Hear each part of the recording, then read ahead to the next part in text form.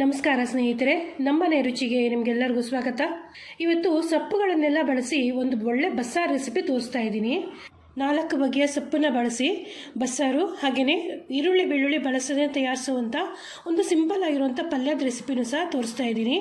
ನಮ್ಮನೇಲಿ ನಾನು ತಯಾರಿಸುವಂಥ ರೀತಿಯೇ ತೋರಿಸಿದ್ದೀನಿ. ಇದೇ ರೆಸಿಪಿನೇ ಫಾಲೋ ಮಾಡಿ ಒಂದ್ಸಲ ಟ್ರೈ ಮಾಡಿ ನೋಡಿ, ತುಂಬ ಚೆನ್ನಾಗಿರುತ್ತೆ.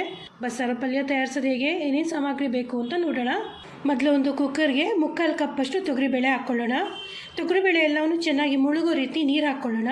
ನೀರು ಚೆನ್ನಾಗಿ ಹಾಕ್ಕೊಂಡು ಬೇಯಿಸ್ಕೊಂಡ್ರೆ ಕಟ್ಟು ಚೆನ್ನಾಗಿ ಬಿಟ್ಕೊಳ್ಳುತ್ತೆ. ಅದರಿಂದಾಗಿ ಅಗತ್ಯ ಇರೋಷ್ಟು ನೀರು ಮತ್ತು ಸ್ವಲ್ಪ ತುಪ್ಪ ಹಾಕ್ಕೊಂಡು ಒಂದೊಂದಾಗಿ ಸೊಪ್ಪುಗಳನ್ನು ಹಾಕ್ಕೊಳ್ಳೋಣ.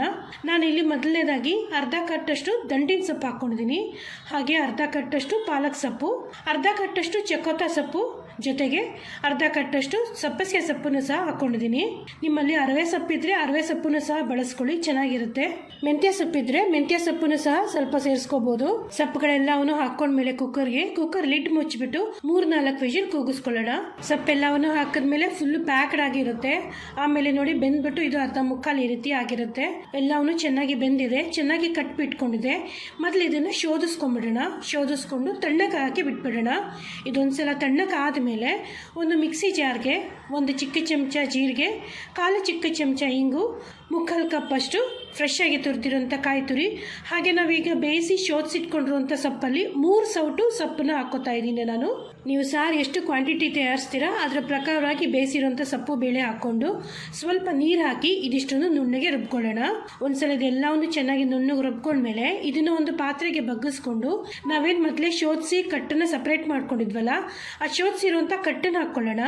ಕಟ್ಟನ್ನು ಹಾಕ್ಕೊಂಡು ಇದೆಲ್ಲವನ್ನು ಚೆನ್ನಾಗಿ ಮಿಕ್ಸ್ ಮಾಡ್ಕೊಳ್ಳೋಣ.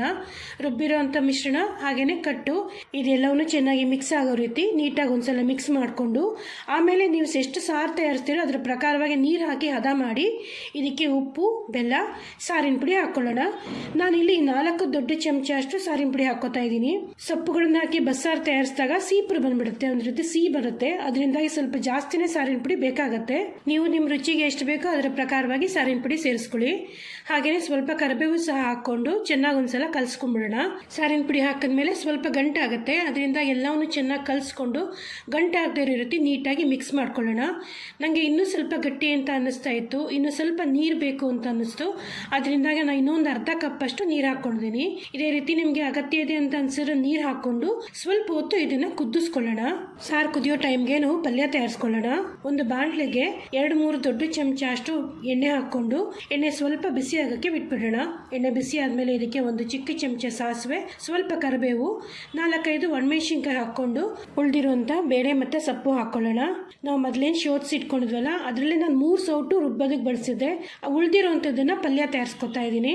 ಉಳಿದಿರೋಂಥ ಬೇಳೆ ಸೊಪ್ಪು ಎಲ್ಲವನ್ನು ಹಾಕ್ಕೊಂಡ್ಮೇಲೆ ಇದಕ್ಕೆ 3/4 ಕಪ್ಪು ಫ್ರೆಶ್ ಆಗಿ ತುರಿದಿರೋಂಥ ಕಾಯಿ ತುರಿ, 1 ಚಿಕ್ಕ ಚಮಚ ಉಪ್ಪನ್ನು ಹಾಕ್ಕೊಂಡು ಚೆನ್ನಾಗಿ ಒಂದ್ಸಲ ಕಲಿಸ್ಕೊಳ್ಳೋಣ. ಸೊಪ್ಪನ್ನು ಬಳಸಿ ಬಸ್ಸಾರು ತಯಾರಿಸುವಾಗ ನಾನು ಈರುಳ್ಳಿ ಬಳಸೋದಿಲ್ಲ. ನೀವು ಈರುಳ್ಳಿ ಬಳಸೋ ಹಾಗಿದ್ರೆ ಮೊದಲು ಒಗ್ಗರಣೆಯಲ್ಲಿ ಈರುಳ್ಳಿನ 1-2 ನಿಮಿಷ ಬಾಡಿಸ್ಬಿಟ್ಟು ಆಮೇಲೆ ಸೊಪ್ಪು ಬೇಳೆ ಹಾಕಿ ಕಲಿಸ್ಕೋಬೇಕು. ನಾ ಇಲ್ಲಿ ಈರುಳ್ಳಿ ಹಾಕ್ಕೊಂಡಿಲ್ಲ, ಅದರಿಂದ ಸಿಂಪಲ್ ಆಗಿ ಒಗ್ಗರಣೆ ಹಾಕ್ಕೊಂಡು ಉಳಿದಿರೋಂಥ ಸೊಪ್ಪೆಲ್ಲವನ್ನು ಸೇರಿಸಿ ಚೆನ್ನಾಗಿ ಕಲಿಸ್ಕೊಂಡಿದ್ದೀನಿ. ಇದಿಷ್ಟು ಪದಾರ್ಥಗಳನ್ನ ಹಾಕ್ಕೊಂಡು ಲೋ ಮೀಡಿಯಂ ಫ್ಲೇಮಲ್ಲಿ 2 ನಿಮಿಷ ಚೆನ್ನಾಗಿ ಕಲಿಸ್ಕೊಂಡ್ರೆ ರುಚಿಯಾಗಿರುವಂಥ ಪಲ್ಯ ತಯಾರಾಗಿರುತ್ತೆ. ತಯಾರಿಸೋದು ಸಹ ತುಂಬ ಸುಲಭ, ಹಾಗೆ ರುಚಿಯಾಗೂ ಇರುತ್ತೆ. ಒಂದ್ಸಲ ಇದೇ ವಿಧಾನದಲ್ಲಿ ಟ್ರೈ ಮಾಡಿ ನೋಡಿ, ಖಂಡಿತವಾಗ್ಲೂ ಇಷ್ಟಪಡ್ತೀರಾ. ಈ ಟೈಮಲ್ಲಿ ಸಾರು ಚೆನ್ನಾಗಿ ಕುದ್ದಿರುತ್ತೆ. ನಾನು ಸುಮಾರು ಒಂದು 5-10 ನಿಮಿಷ ಚೆನ್ನಾಗಿ ಕುದಿಸ್ಕೊಂಡಿದ್ದೀನಿ. ಈಗ ಇದಕ್ಕೆ ಕೊನೆಯದಾಗಿ ಹುಣಸೆ ರಸ ಹಾಕ್ಕೊಳ್ಳೋಣ. ನಾನಿಲ್ಲಿ ಒಂದು ಚಿಕ್ಕ ನಿಂಬೆಹಣ್ಣು ಗಾತ್ರದಷ್ಟು ಹುಣಸೆ ಹಣ್ಣನ್ನು ನೆನೆಸಿ ರಸ ತೆಗೆದಿಟ್ಕೊಂಡಿದ್ದೆ, ಅದನ್ನು ಹಾಕ್ಕೊಂಡಿದ್ದೀನಿ. ಹುಣಸೆ ರಸ ಹಾಕಿದ್ಮೇಲೆ ಜಾಸ್ತಿ ಹೊತ್ತು ಕುದಿಸ್ಬಾರ್ದು. ಕೊನೆಯಲ್ಲಿ ಇನ್ನೊಂದು 2 ನಿಮಿಷ ಚೆನ್ನಾಗಿ ಕುದಿಸ್ಕೊಂಡ್ರೆ ಸಾಕಾಗುತ್ತೆ. ಹುಣಸೆ ರಸ ಹಾಕಿ 1-2 ನಿಮಿಷ ಕುದಿಸ್ಕೊಂಡ್ಮೇಲೆ ಇದೊಂದು ಚೂರು ರುಚಿ ನೋಡ್ಬಿಟ್ಟು ಇನ್ನೂ ಸ್ವಲ್ಪ ಉಪ್ಪು, ಸಾರಿನ ಪುಡಿ ಅಗತ್ಯ ಇದೆ ಅಂದರೆ ಹಾಕಿ ಅಡ್ಜಸ್ಟ್ ಮಾಡ್ಕೋಬೋದು. ಕೊನೆಯದಾಗಿ ಇದಕ್ಕೊಂದು ಒಗ್ಗರಣೆ ತಯಾರಿಸ್ಕೊಳ್ಳೋಣ. ಒಂದು ಬಾಣಲೆಗೆ 2 ಚಿಕ್ಕ ಚಮಚ ತುಪ್ಪ ಹಾಕ್ಕೊಳ್ಳೋಣ. ತುಪ್ಪ ಒಂಚೂರು ಬಿಸಿ ಆದಮೇಲೆ ಇದಕ್ಕೆ 1 ಚಿಕ್ಕ ಚಮಚ ಸಾಸಿವೆ ಹಾಕ್ಕೊಳ್ಳೋಣ. ಸಾಸಿವೆ ಚಿಟಪಟ ಅನ್ನಕ್ಕೆ ಶುರು ಆದಮೇಲೆ ಇದಕ್ಕೆ ಸ್ವಲ್ಪ ಕರಿಬೇವು, ಒಂದು 5-6 ಒಣಮೆಣಸಿನ್ಕಾಯಿ, ಹಾಗೆ 1 ದೊಡ್ಡ ಚಿಟಿಕೆಯಷ್ಟು ಇಂಗನ್ನು ಹಾಕ್ಕೊಂಡು ಒಂದ್ಸಲ ಚೆನ್ನಾಗಿ ಕಲಿಸ್ಕೊಳ್ಳೋಣ. ಈ ರೀತಿ ಎಲ್ಲ ಪದಾರ್ಥಗಳನ್ನ ಹಾಕಿ ಒಗ್ಗರಣೆ ತಯಾರಾದಮೇಲೆ ಈ ತಯಾರಿಸಿರುವಂಥ ಒಗ್ಗರಣೆನ ಕುದಿತಾ ಇರೋಂಥ ಸಾರಿಗೆ ಸೇರಿಸಿ ಒಂದ್ಸಲ ಕೊನೆಯದಾಗಿ ಕಲಿಸ್ಕೊಳ್ಳೋಣ. ಒಗ್ಗರಣೆ ತಯಾರಾದ್ಮೇಲೆ ಮತ್ತೇನು ಕುದಿಸೋ ಅಗತ್ಯ ಇಲ್ಲ, ಒಂದ್ಸಲ ಚೆನ್ನಾಗಿ ಕಲಿಸ್ಕೊಂಡ್ರೆ ಸಾಕಾಗತ್ತೆ. ನೋಡಿ, ಬಿಸಿ ಬಿಸಿ ಆಗಿರುವಂಥ ಸಾರು ತಯಾರಾಗಿದೆ. ಇದನ್ನ ಬಿಸಿ ಬಿಸಿ ಅನ್ನದ ಜೊತೆ ತುಪ್ಪ ಹಾಕ್ಕೊಂಡು ಪಲ್ಯ ನೆಂಚ್ಕೊಂಡು ತಿನ್ನಕ್ಕೆ ತುಂಬ ಚೆನ್ನಾಗಿರುತ್ತೆ. ಹಾಗೆಯೇ ಇದು ರಾಗಿ ಮುದ್ದೆ ಜೊತೆನೂ ಒಳ್ಳೆ ಕಾಂಬಿನೇಷನ್ ಆಗುತ್ತೆ. ರಾಗಿ ಹಿಟ್ಟು ಜೊತೆ ತಯಾರಿಸೋ ಹಂಗಿದ್ರೆ ಸಾರನ್ನ ಸ್ವಲ್ಪ ಗಟ್ಟಿ ಇಟ್ಕೋಬೇಕು. ನಾನು ಬರೀ ಅನ್ನ ಜೊತೆ ತಯಾರಿಸಿರೋದ್ರಿಂದ ಸಾರು ಸ್ವಲ್ಪ ನೀರಾಗಿ ತಯಾರಿಸ್ಕೊಂಡಿದ್ದೀನಿ. ನೋಡಿದ್ರಲ್ಲ ನಾನು ಹೇಗೆ ಸೊಪ್ಪುಗಳನ್ನು ಹಾಕಿ ಬಸ್ಸಾರು ತಯಾರಿಸ್ತೀನಿ ಅಂತ. ನಾನು ತೋರಿಸಿರೋಂಥ ವಿಧಾನದಲ್ಲೇ ಒಂದ್ಸಲ ಟ್ರೈ ಮಾಡಿ ನೋಡಿ, ಖಂಡಿತವಾಗ್ಲೂ ಇಷ್ಟಪಡ್ತೀರಾ. ಒಂದ್ಸಲ ಟ್ರೈ ಮಾಡಿ ಹೇಗೆ ಅನ್ನಿಸ್ತು ಅಂತ ನನಗೆ ಕಾಮೆಂಟ್ ಮಾಡಿ ತಿಳಿಸಿ. ನಾನು ಈಗಾಗಲೇ ಸಾಕಷ್ಟು ಬಗೆಯ ಸಾರು ಸಾಂಬಾರು ರೆಸಿಪಿಗಳನ್ನು ತೋರಿಸಿದ್ದೀನಿ.